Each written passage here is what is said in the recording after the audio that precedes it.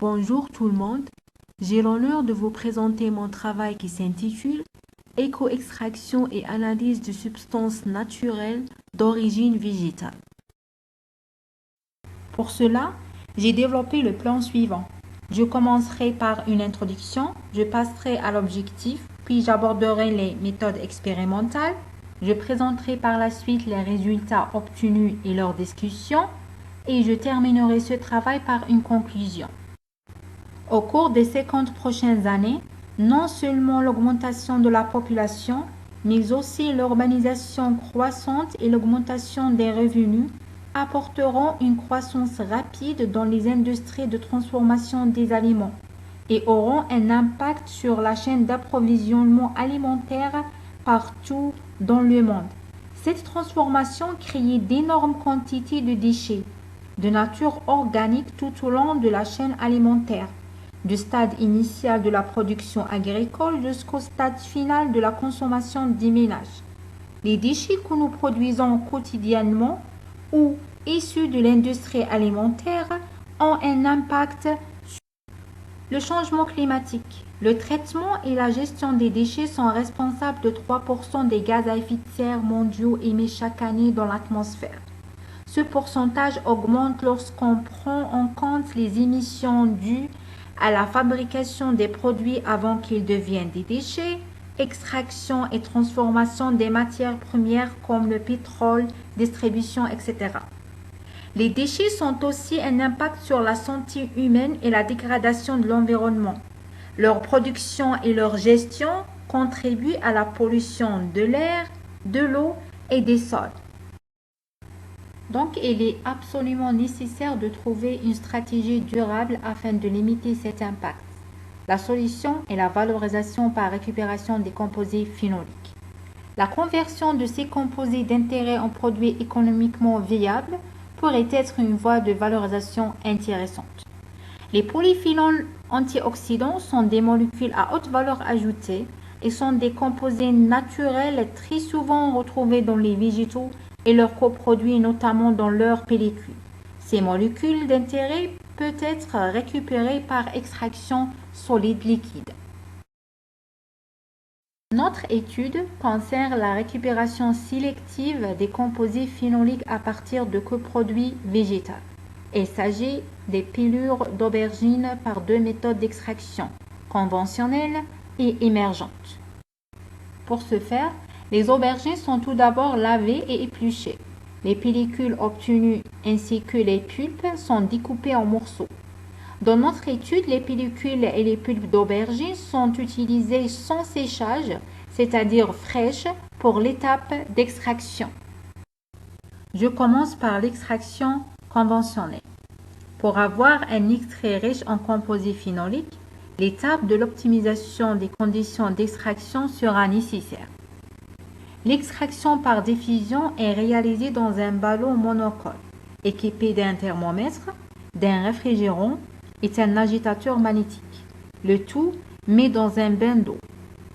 Les morceaux des pellicules et les pulpes d'aubergine fraîches sont placés avec le solvant d'extraction dans le ballon avec un rapport liquide-solide à 10 sous agitation de 150 tours par minute pendant 1 heure.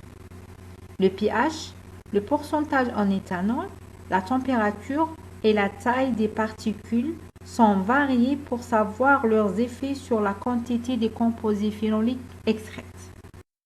Concernant l'extraction par ultrasons, elle est réalisée à l'aide d'un générateur à une puissance maximale de 400 watts et une fréquence de 24 kHz, reliée à une sonde en tétane. La sonde est immergée dans un bécher contenant les morceaux d'aubergine fraîche et l'eau acidifiée avec un rapport massique indice. La puissance et la fréquence sont fixées à 400 watts et 12 kHz respectivement. La sonication est appliquée à différents temps, entre 10 à 30 minutes. Après chaque pré-traitement par ultrason, une diffusion supplémentaire est réalisée à 25 degrés sous agitation de 150 tours par minute afin de compléter le temps total de l'extraction qui est 60 minutes. À la fin de toutes les opérations d'extraction, le solide et le liquide sont séparés par centrifugation à 10 000 tours par minute pendant 10 minutes. Et les surnageants sont récupérés pour l'analyse des caractéristiques quantitatives par dosage colorimétrique de Follin calteux et qualitatives par HPLC permettent d'évaluer les performances d'extraction des polyphénols. L'étude de l'effet des principales conditions opératoires a permis de conclure que le pH et la réduction fine de la taille des particules ont été identifiés comme étant les paramètres les plus influents sur la teneur totale en composés phénoliques. Le broyage fin améliore considérablement cette teneur dans les extraits diffusés à 25 degrés dans l'eau acidifiée, comparaison avec ceux issus des échantillons non broyés. Le contenu phénolique des pellicules est 2 fois supérieur à celui enregistré pour les cubes. L'application des ultrasons sur les échantillons découpés en morceaux a permis d'augmenter les teneurs en composés phénoliques. Un pré-traitement pendant 30 minutes sous ultrasons a permis d'obtenir les quantités les plus élevées en composés phénoliques pour les 2 parties d'aubergine. Ces résultats montrent l'effet positif de l'étape de pré-traitement avec les ultrasons sur la fragilisation des structures cellulaires et par conséquent l'augmentation de la diffusion des composés phénoliques dans l'étape de l'extraction supplémentaire qui suit. La composition chimique des extraits de la pellicule d'aubergine traités et non traités par ultrasons, analysés par HPLC, montre que la diphénidine 3-rutinoside est identifiée comme le composé majoritaire dans les 4 extraits d'aubergine. On remarque aussi qu'il y a une différence dans le profil de chromatogramme. La présence de 5 composés d'anthocyanes dans les pellicules extraites par ultrasons et seulement 3 composés par extraction conventionnelle montre que l'extraction par ultrasons est plus potentielle et sélective d'une diffusion simple. La cyanidine 3-rutinoside et la pétunidine 3-rutinoside sont 2 composés d'anthocyaniques détectés pour la première fois dans cette étude. Pour conclure, les résultats de cette étude ont montré que les ultrasons étaient un pré-traitement efficace et sa combinaison à la diffusion a permis d'intensifier l'extraction et maximiser la teneur en composés phénoliques, tout en réduisant considérablement la durée d'extraction et la consommation d'énergie.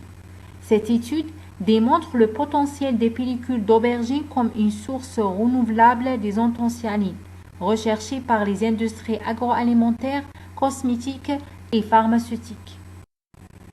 Un grand merci pour votre aimable attention.